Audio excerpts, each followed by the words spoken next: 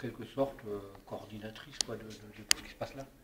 C'est ça? Oui, c'est ça, oui, oui. Donc au sein d'Angers-Loire Tourisme, Ouais, ouais. l'Office de tourisme d'Angers, effectivement, chef d'orchestre des manifestations qui se passent sur la ville d'Angers pendant le mois de décembre. Alors, chef d'orchestre, la première chose dont on parle, si vous voulez bien, c'est finalement cette place du ralliement, parce que c'est la première fois qu'elle va être comme ça. Il y a l'inauguration. On ne parle pas d'inauguration, mais on parle de la place, quoi.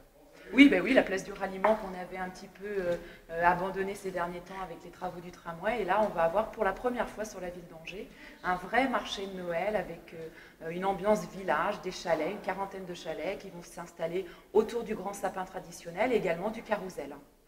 Pourquoi finalement remettre en cette place-là? C'est quoi l'objet? Ben, je crois que dans le nom de la place du ralliement, ralliement, c'est aussi pour inviter tous les Angevins à venir se retrouver. Je pense que c'est effectivement le centre, le cœur de la ville d'Angers, mais c'est aussi le nom qui invite à venir consommer, à venir faire ses emplettes en centre-ville autour de la place du ralliement. Et puis des portes finalement, on va être conduit vers cette place du ralliement, on va être conduit en centre-ville. Exactement. Le service voirie, donc avec le service commerce, ont décliné des illuminations invitant les touristes à venir cheminer dans le plateau piétonnier et à venir faire leurs emplettes de Noël. Les emplettes de Noël, mais peut-être aussi finalement découvrir une espèce d'ambiance, quoi. Ah oui, complètement. C'est aussi l'objet de venir voir les décorations de Noël, se balader, prendre pourquoi pas un verre de vin chaud ou un chocolat chaud, et puis aller par exemple aux ateliers du Père Noël ou rencontrer le Père Noël. Alors tiens, tenez, justement, on va parler du Père Noël. Qu'est-ce qu'on va trouver là, dans cet atelier, pendant tout le mois? D'ailleurs, je crois qu'il reste même après le 25, il va revenir spécialement à Angers, si j'ai bien compris. Qu'est-ce qu'on trouve dans cet atelier du Père Noël? C'est quoi l'ambiance que vous voulez créer? Alors les ateliers du Père Noël, c'est un endroit où on peut venir jouer en famille à des jeux de société ou alors venir fabriquer dans des ateliers créatifs. Cette année, c'est le thème de la gourmandise, donc il y a vraiment matière à jouer et à jouer avec ses enfants, avec ses amis. C'est aussi tout l'aspect intergénérationnel des ateliers du Père Noël qui sont installés en face de la Grande Poste. Et c'est un moment privilégié finalement. Oui, c'est un moment privilégié de faire une pause avec ses enfants et de venir jouer à l'extérieur aussi de chez soi, à des jeux qu'on n'a peut-être pas à la maison. Et puis là, les ludothèques ont mis toute une série de jeux à disposition. Et puis finalement aussi des parents, les enfants, ça ne joue pas forcément ensemble, ils n'ont pas forcément toujours le temps, là, ils doivent le trouver.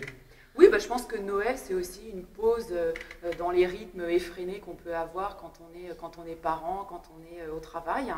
C'est vrai que c'est aussi l'occasion des familles qui se rencontrent. On peut être aux quatre coins de la France, mais Noël permet justement de se retrouver et puis aussi de rencontrer des gens qui n'ont pas de famille, parce que Noël, ça ne rime pas uniquement avec la famille. Noël, c'est également pour tout le monde. Vitrine, c'est ça, 200 commerces? À peu près 200 ouais. commerces, oui, effectivement. C'est quoi pour les commerçants du centre-ville d'Angers? Il y a des chalets, il y a de l'animation, vous mettez de l'argent au pot. Pourquoi? Qu'est-ce que ça représente pour vous, la période de Noël pour les commerçants? Alors pour les commerçants, la période de Noël, c'est une bonne période, puisque c'est là où ils font un certain nombre de chiffres d'affaires, leur chiffre d'affaires, et c'est surtout parce qu'ils peuvent bénéficier de l'apport des chalands de l'extérieur d'Angers. Le centre-ville, c'est bien, mais ce qu'on veut et ce que souhaitent les commerçants, c'est effectivement de pouvoir attirer des gens qui viennent de l'extérieur d'Angers, de la petite couronne ou de la moyenne couronne d'Angers. Et à ce moment-là, ça leur permet effectivement de faire vivre leur commerce. Vous n'êtes pas sans savoir que depuis 2 ans, les travaux du tramway ont perturbé quand même un certain nombre de ces commerçants. On espère avec la fin de ceci un nouveau souffle et que bientôt, ça sera l'embellie pour tout le monde. Ça représente, c'est un gros paquet selon le pouvoir d'achat, la période de Noël pour vous? Pour les commerçants, oui. Pour les commerçants, vous avez vu qu'il y a la période de Noël, parce que les gens sont enclins à venir dépenser un peu d'argent. C'est un moment de fête, une période de fête, donc effectivement, les gens viennent acheter des cadeaux, on espère faire plaisir, on dépense à ce moment-là. Il est vrai qu'il faut que le centre-ville soit accessif et que les gens puissent, comme vous disiez, se stationner facilement. Maintenant, ça devrait arriver avec les ouvertures des différents parkings. Les vitrines d'Angers, et notamment les adhérents, offrent des parkings, enfin des tickets de parking, de stationnement, dans des parkings fermés, souterrain, pas dans les parkings, pas sur les places de stationnement en surface. Et ça représente 30 000 tickets, à peu près, 30 000 heures. Comment est-ce que vous faites pour finalement résister à la concurrence des grandes surfaces? Alors, le fait, c'est d'attirer et d'animer le centre-ville. Moi, je l'ai souvent dit, le centre-ville, c'est le plus grand centre commercial d'Angers. Les grandes surfaces, effectivement, font leurs animations et tout, mais on a beaucoup de diversité en centre-ville. Et quand les gens viennent se promener en centre-ville, eh ben, ils trouvent certainement leur choix.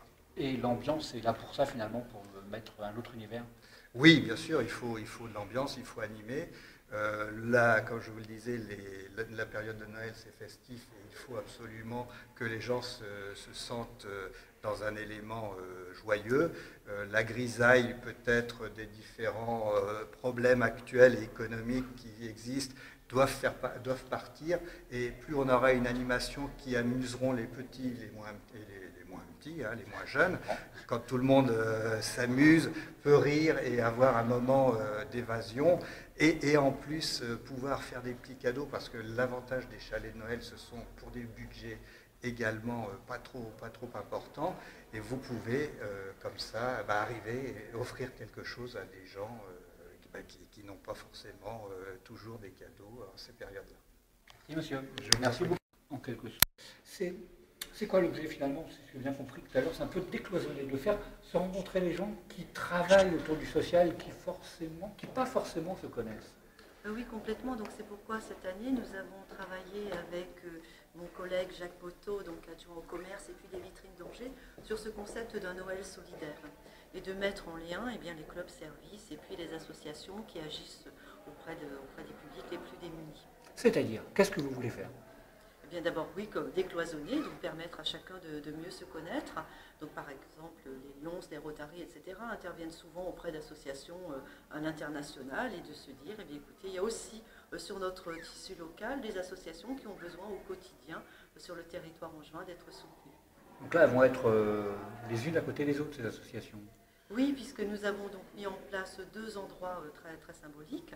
Le premier, c'est un chalet place du Ralliement, donc pour la première fois. Il y aura des permanences conjointes entre les clubs services et puis les associations donc du champ social. Et puis un deuxième endroit qui est la place Saint-Éloi, où là, sous des yourtes, eh bien, il y aura des animations, alors par des tricots, du slam, du théâtre forum, etc. Donc qui vont permettre de créer des liens, de mieux se connaître. Donc pour que les deux tissus économiques, Lions, Rotary et puis associations se connaissent mieux, puis aussi que tous les Angevins qui passent pour Noël passent à faire un petit tour aussi dans ce lieu. Alors, il y a de l'argent qui va être collecté pour aider les personnes qui ont beaucoup moins d'argent. Oui, donc, et ce, en lien avec l'ensemble des associations de solidarité, nous avons essayé d'établir des critères. Donc là, il y aura des chèques cadeaux qui seront remis aux associations et selon donc les projets qu'elles auront mis en place. Alors ça pourrait être des projets individuels ou des projets collectifs. Mais où est-ce qu'il sera collecté cet argent alors sous différentes formes. Donc les Angevins pourront acheter des chèques cadeaux aux vitrines d'Angers, et puis les mettre dans une urne qui sera située sur le stand de la place du Ralliement.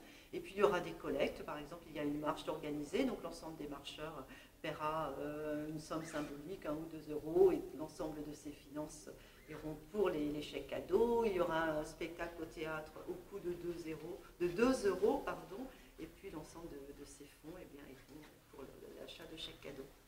Et vers qui ces chèques cadeaux? À qui est-ce que ça sera remis, in fine?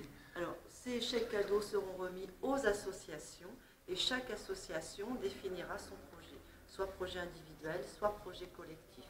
Et ce sens a été donc mené vraiment en partenariat avec les associations qui, elles, ont choisi de travailler comme cela. C'est quoi les associations? Alors, on va retrouver les associations du champ social, Secours populaire, Secours catholique, Restos du Cœur, les associations qui agissent auprès de la restauration, Notre-Dame de l'accueil, l'Abri de la Providence, etc.